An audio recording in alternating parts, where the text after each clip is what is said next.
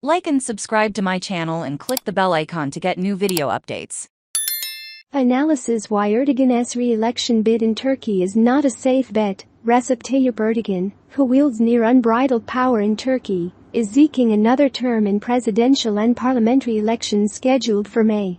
As the country faces an economic crisis, polls pointed to a close race that will end his 20th-year rule, the longest in Turkey's history. Electoral rules were rewritten to give him and his party an advantage. Critics accused him of leaning on the courts to disqualify strong competitors, and said, the constitution forbids him from running again.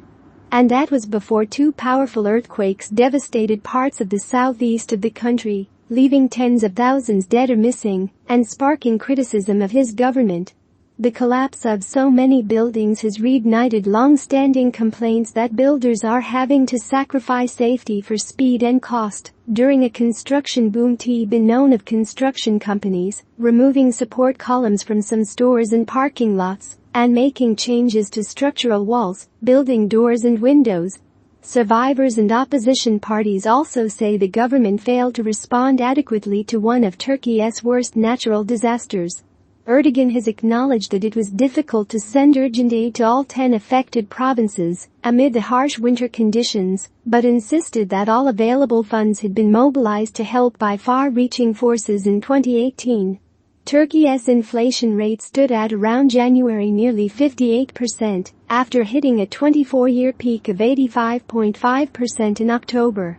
Pandemic disruptions and the war in Ukraine have fueled inflation in many countries, but Erdogan's unconventional economic views have compounded the problem in Turkey. While many central banks have raised interest rates to fight inflation, Erdogan takes the unorthodox position that doing so has the opposite effect. Under his pressure, the Turkish central bank lowered interest rates.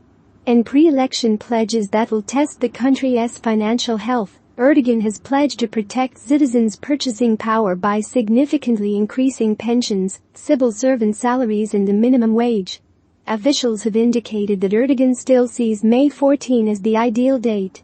But the clearer the extent of the earthquake damage becomes, the more ambitious the schedule seems. With millions now homeless, the elections may need to be held on June 18, the original date before Erdogan hinted at an earlier date. Postponing the vote beyond June 18 is something Erdogan cannot do alone under the current constitution, which only allows the president to do so in times of war. He is not as popular as Ekrem Imamoglu, the mayor of Istanbul. But in December, Imamoglu was convicted of insulting election officials, and his sentence of 2 years and 7 months, if upheld on appeal, will ban him from politics. Critics accuse Erdogan of influencing the judiciary to prevent rivals like Imamoglu from running, which the government denies. His critics say he is because the constitution limits presidents to 2 consecutive 5-year terms, unless parliament calls snap elections during the second term.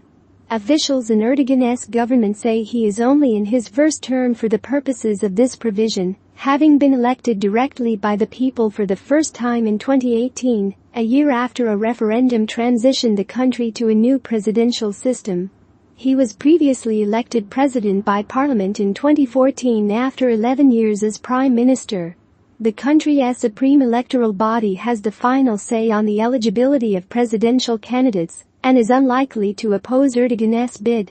Polls suggest that Erdogan's party and its smaller partner, the Nationalist Movement Party, may struggle to retain the parliamentary majority they won in the last election in 2018. Their prospects would improve if they did not face the People's Democratic Party, which campaigns for the rights of Turkey's Kurdish minority, and is the third largest bloc in parliament.